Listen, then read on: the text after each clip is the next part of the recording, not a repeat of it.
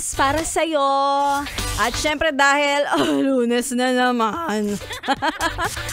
Ang ating Monday motivation. Huwag kang mag-alala.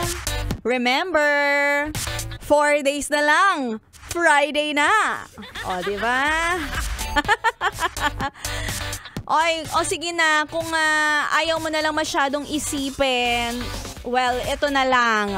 Kung ang English nga ng Lunes ay Monday, bakit si Maria Morena gustong kasama ka every day?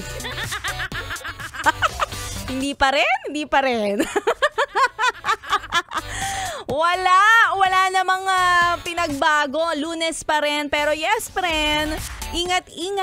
Doblehan natin ang pag-iingat ngayong araw na to, mga yes, friend, dahil sa Super Typhoon Nando. At syempre, warning na naman. Walang katapusang warning na dapat tayo maging alerto for hazards. Kagaya ng mga pagbaha. Ang pagbaha na minsan nadadaan na lang natin sa pagtawa.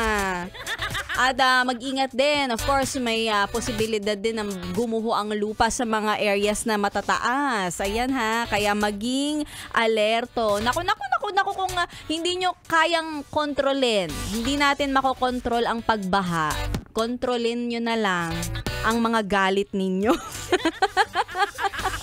Oo.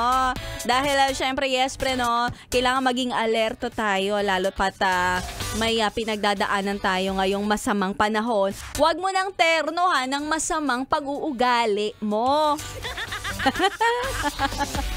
Kaya naman dito sa Yes FM, si Maria Morena, siguro masasabi ko na lang, galit proof na.